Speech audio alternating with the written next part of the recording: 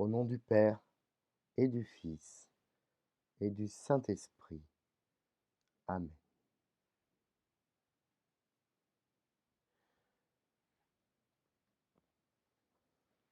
Bienvenue à tous et à chacun, à chacune, dans ce quotidien Jésus du 3e dimanche de Carême.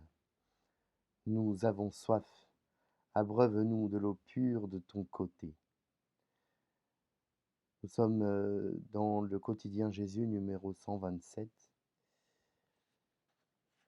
et nous prions par cette publication pour toutes les personnes qui se préparent à recevoir le baptême, qui ne connaissent pas encore totalement l'eau vive de l'Évangile, afin que, éloignées de la méfiance, elles reçoivent le Seigneur, notre Seigneur, en vérité et en profondeur, et que s'ouvre à sa parole leur cœur.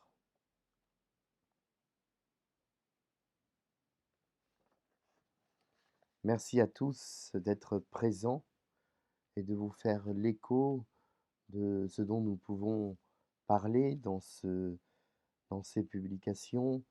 Merci pour vos commentaires et pour vos publications et vos partages.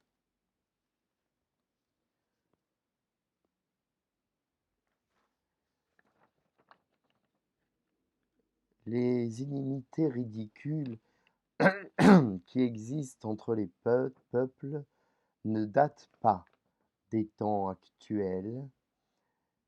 Il était auparavant interdit à certains de se parler, comme c'est le cas entre les Juifs et les Samaritains.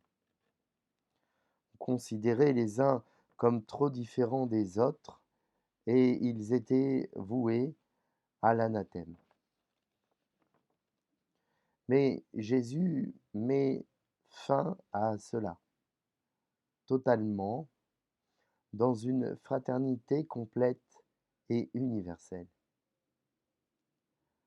À part au diable, à qui il commande de se taire, Jésus parle avec quiconque, avec tout le monde. Notre Dieu qui s'est fait homme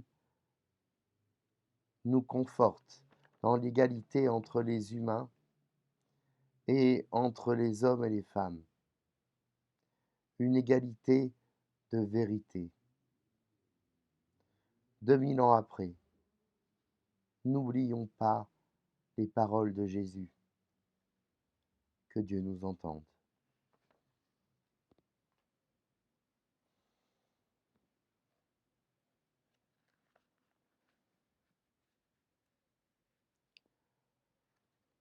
En ce dimanche, l'Église nous donne à méditer sur de nombreux textes.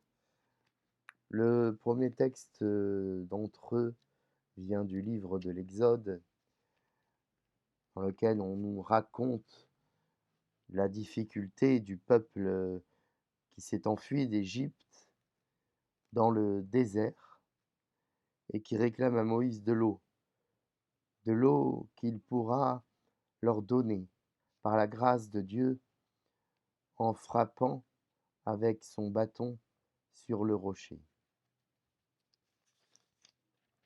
Dans son épître aux Romains, Paul nous rappelle que nous sommes devenus justes par la foi, par notre Seigneur Jésus-Christ, lui qui nous a donné par la foi l'accès à cette grâce.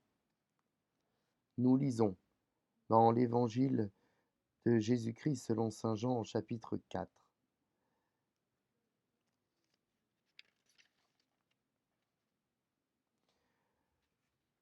Pour des raisons logiques, je vous lirai la lecture brève et vous pourrez retrouver la lecture complète sur la publication du jour.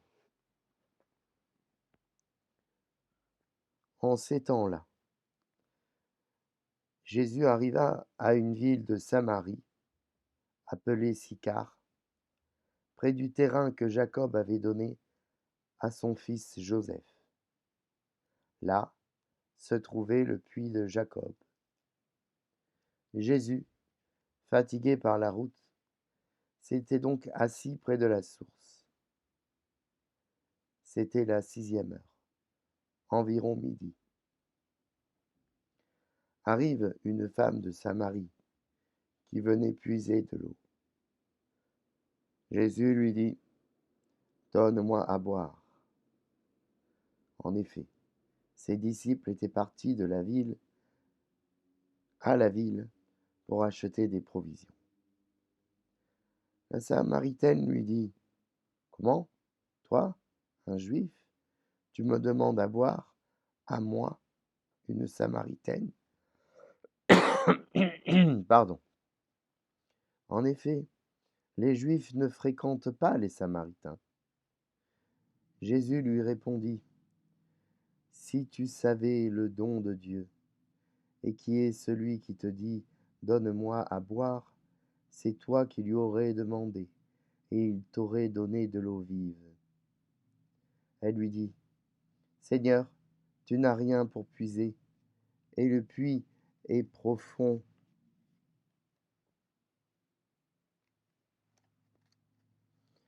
D'où as-tu donc cette eau vive? Serais-tu plus grand que notre père Jacob, qui nous a donné ce puits, et qui en a bu lui-même avec ses fils et ses bêtes? Jésus lui répondit: Quiconque boit de cette eau aura de nouveau soif, mais celui qui boira de l'eau que moi je lui donnerai n'aura plus jamais soif. Mais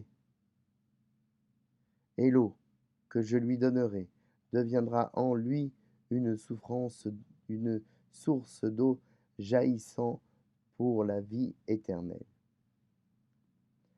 La femme lui dit: Seigneur, donne-moi donc de cette eau, que je n'ai plus soif,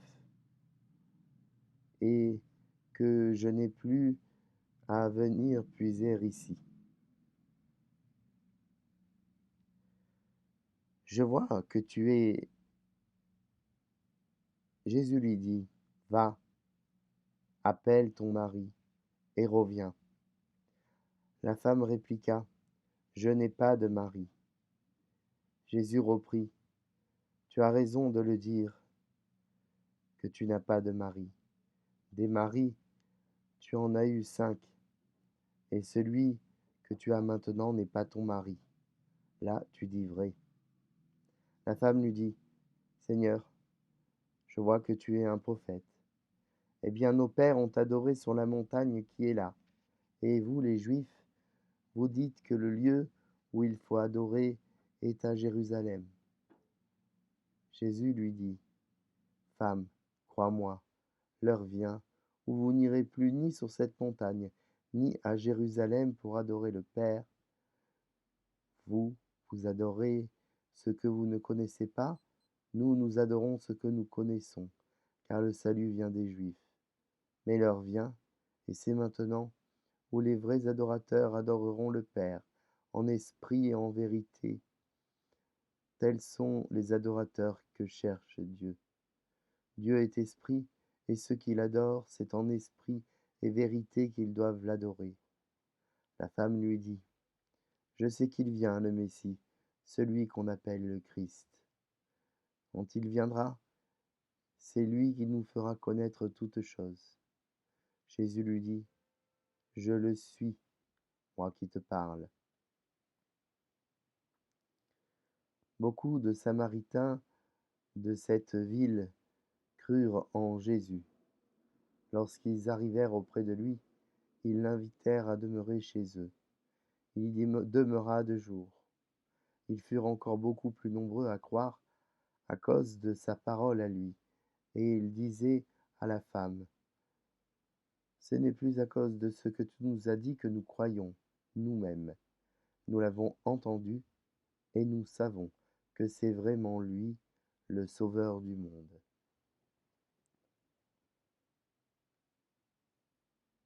Nous acclamons ta parole. Louange à toi, Seigneur Jésus.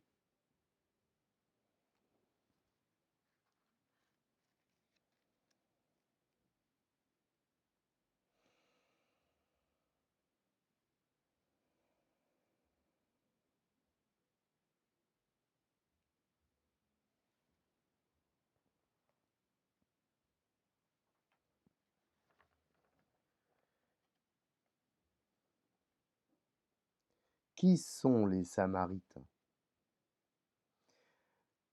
Nous connaissons tous la parabole du bon Samaritain et ce passage du puits et de la Samaritaine, mais nous ignorons pour un grand nombre à peu près tout sur eux. Sans faire un exposé très long, il est fort utile de s'y intéresser. Pour cela, il faut remonter à l'histoire du temps du peuple juif, telle qu'écrite dans ce que nous appelons l'Ancien Testament. C'est que pour les Juifs de ton époque, les Samaritains, Jésus, qui par définition viennent de la région de Samarie, en Palestine, sont les plus éloignés de la loi et par conséquent n'ont ni le statut de Juifs ni celui de païens. Ils ne sont pour ainsi dire, aux yeux des Juifs, rien du tout et ne comptent pas. La Samarie est le résultat, une fois de plus, de l'échec de la politique et de la guerre.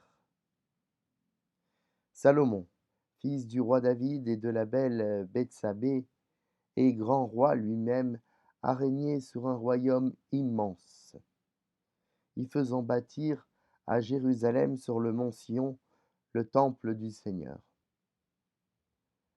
Mais à sa mort, un schisme se produit, divisant le royaume en deux, avec au sud le royaume de Juda et au nord le royaume de Jérusalem. Le royaume de Juda est le royaume considéré comme légitime, issu de la lignée de David et de la tribu de Juda, fils de Jacob. Cette enclave du nord, beaucoup plus grande d'ailleurs que celle du sud, soumise aux occupations et aux déportations, devient le royaume de Samarie, qui n'a pas adopté certaines réformes issues du retour de la diaspora en Judée, et qui a développé de fait des liens avec les païens, mélangeant parfois les cultes et donnant à Samarie cette mauvaise réputation de pécheur, si bien que ceux issus de Juda, qu'on appelle désormais les Juifs, ne les fréquentaient plus.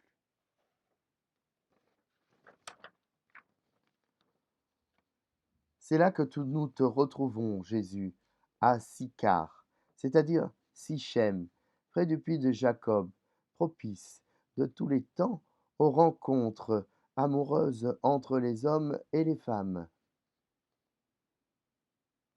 Mais toi, tu es là, tu as soif, tu n'as rien pour puiser, et tu attends cette femme pour une rencontre, elle, mystique, dans laquelle tu vas lui enseigner de nombreuses choses, et par elle, tu introduis les Samaritains dans le plan de ton salut. Une fois là, avec beaucoup d'humilité, tu lui demandes de te servir à boire. Tu te fais petit, et elle est étonnée, car comment un juif peut-il lui parler à elle, la Samaritaine? Cette soif, c'est celle de l'humanité qui ne cesse de réclamer une eau rafraîchissante et désaltérante, et non un breuvage chaud et trouble.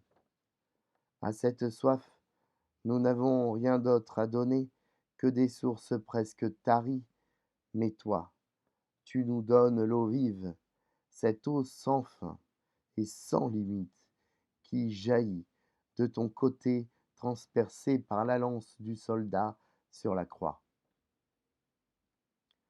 Alors, la Samaritaine te demande de cette eau, mais tu la mets face à ses difficultés et ses péchés, elle qui a déjà eu 5 maris et qui vit une union illégitime avec le dernier. Tu la mets aussi face au mariage de son peuple avec les idoles des païens. Quant à la question du temple, qui te vaudra des problèmes, tu t'en fiches un peu. Le mont Sion ou le mont Garizim leur vient, où nous n'adorerons ni ici ni là-bas, mais n'importe où dans nos cœurs, où tu nous mèneras sur tes chemins de sainteté, partout autour de la terre. La Samaritaine, qui te reconnaît comme le Christ, s'en va prévenir tout le monde autour d'elle, témoignant que tu es le Messie, venu pour le monde entier. Beaucoup de Samaritains vont croire en toi, retrouvant un semblant de dignité. Toi, tu œuvres pour l'unité des enfants de Dieu. Quant à la femme, la Samaritaine, et toutes les autres qu'elle représente, tu la rétablis dans sa position de créature importante à Dieu au même titre que l'homme. Une créature importante aux yeux du Père. Si bien que cette discussion est l'une des plus longues relatées par l'Évangile. Prenons à notre compte cette foi soudaine qui te prend, et cette fatigue, cette soif soudaine qui te prend.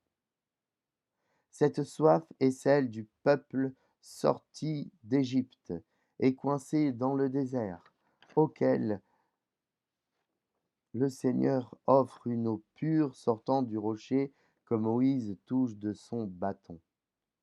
Cette soif, pardonnez-moi, est la soif de tous les enfants de Dieu qui cherchent un sens à leur vie.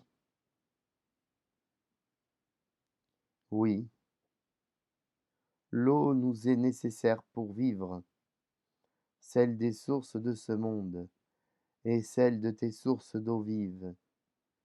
Tel est le bon sens. Nous avons soif. Abreuve-nous de l'eau pure de ton côté. Qu'il en soit ainsi.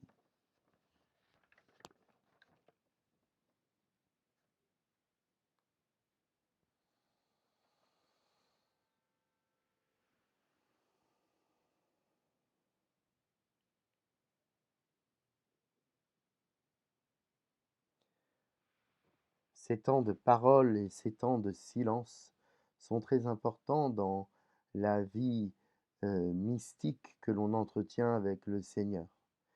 Et cette vie mystique que l'on entretient avec le Seigneur est une vie personnelle, personnalisée et qui n'a pas d'autre loi que celle que nous lui donnons et évidemment dans la foi que nous connaissons par l'Église et aussi par notre instinct et au-delà de notre instinct, par notre cœur. Il est essentiel, chers frères et sœurs, je vous l'ai dit et je vous le dis encore, de prier et prier sans cesse. Et cela, de le faire dans le silence et dans un lieu retiré où personne ne peut vous voir et où, au fond, vous êtes le plus près de Dieu. Nous sommes au 16e jour, nous serons demain au 7e jour de Carême. Vraiment, il est important, en ce dimanche, jour de la résurrection, jour qui n'est pas un jour de carême, il est important de prier pour ces jours qui nous restent à parcourir dans le désert et sur le chemin de la rédemption. Le chemin de la rédemption est un chemin essentiel, difficile, mais essentiel. Et avec l'expérience du temps, je peux dire personnellement que le temps du carême est temps, un temps difficile, mais le temps le plus propice à la joie et à la foi.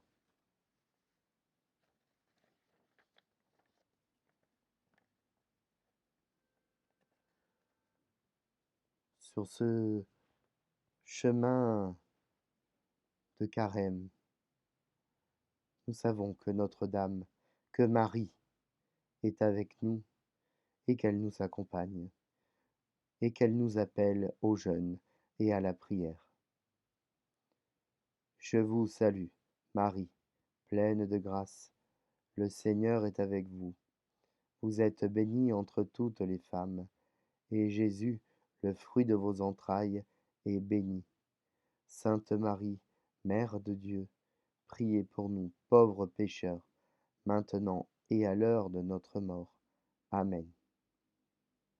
Gloire au Père, au Fils et au Saint-Esprit, comme il était au commencement, maintenant et toujours, et pour les siècles des siècles. Amen. Ô mon Jésus, pardonne-nous nos péchés, préserve-nous du feu de l'enfer, et conduis au ciel toutes les âmes, surtout celles qui ont le plus besoin de ta divine miséricorde. Et que le Seigneur Tout-Puissant vienne nous combler de sa joie, de sa paix, de son amour, et nous bénisse grandement, lui qui est Père, Fils et Saint-Esprit. Chers amis, bon dimanche, bonne journée avec le Christ, avec vos proches, et je vous donne rendez-vous demain.